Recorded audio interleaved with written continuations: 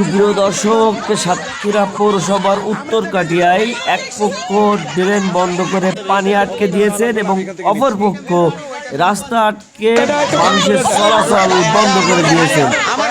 বর্তমানে দুই পক্ষ কিন্তু মুখোমুখি অবস্থান করছে। যে কোনো সময় কিন্তু উত্তর কাটিয়ায় রক্তক্ষয়ী একটি সংঘর্ষের ঘটনা ঘটতে পারে। আমি সেটি আপনাদেরকে দেখাচ্ছি সাতক্ষীরা পৌরসভার উত্তর কাটিয়া এলাকা থেকে একটি ড্রেন এবং এই ড্রেন দিয়ে পানির যাতায়াতকে কেন্দ্র করেই কিন্তু বর্তমানে এই দুই পক্ষের মুখোমুখি অবস্থান। এখানে হচ্ছে আমাদের পানি যাওয়ার রাস্তা এখান থেকে আপনার হচ্ছে খালে যাওয়ার রাস্তা এখান থেকে। এখন আমাদের মেম্বার চেয়ারম্যান আমরা বিগত 4-5 বছর ধরে বলে আসছি আমাদের পানি সরানোর ব্যবস্থা করে দেন।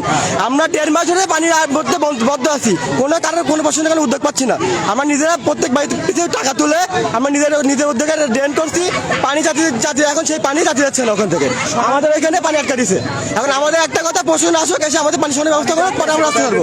আপনার পানি যাচ্ছে, পানিটা ওই মুখ থেকে বন্ধ। আমরা বলছি আমরা পানি বন্ধ করতে চাই না, তবে ওইখান থেকে পুরোপুরি যদি আপনারা খুলে আসেন তাহলে এই পানি জাতি দেবো। আমরা তো এইখানে এসে বন্ধ করি, আমরা তো ভেসবো না, ভেসবো জিনিসটা তো প্রতিকারে আসতে বসাবসির মাধ্যমে আসতে হবে না।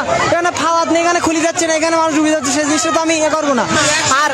আর এই যে রাস্তা, এই যে ড্রেন, এটা হচ্ছে ব্যক্তি মালিকানাধীন। এটা হচ্ছে ব্যক্তি মালিকানাধীন, এটা যেন বন্ধ করতে পারি, বন্ধ করে দিতে পারি, কিন্তু সেটা জাতি দিচ্ছি। পানি জাতি দিবেন না, আসলে কারণটা কি এটা একটু বলেন।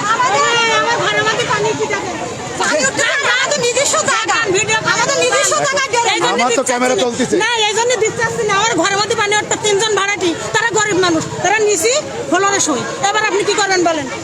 আমি বলেছি আপনারা পাইপ তো ওনারা তো ওই যে ড্রেন কাটতে চাইছিল। কি চাইছিল? না কেটে দিলে পানি গেল কেন? ছাড়েন না, আগে এইদিকে কাটেন। এই ভাই বলবে, আমি কি বলি সকাল থেকে কি বলা যে আগে মুখ ক্লিয়ার করেন, সবকিছু করেন না, এখন ছাড়েন না, এটা ছেড়ে দিলেন কেন? কি করবেন? এই পাশে আটকাইছে বানাচ্ছে, কি করবেন? মানবতা দেখাতে দেখাতে একেবারে এ পর্যন্ত দিলিতে হবে না।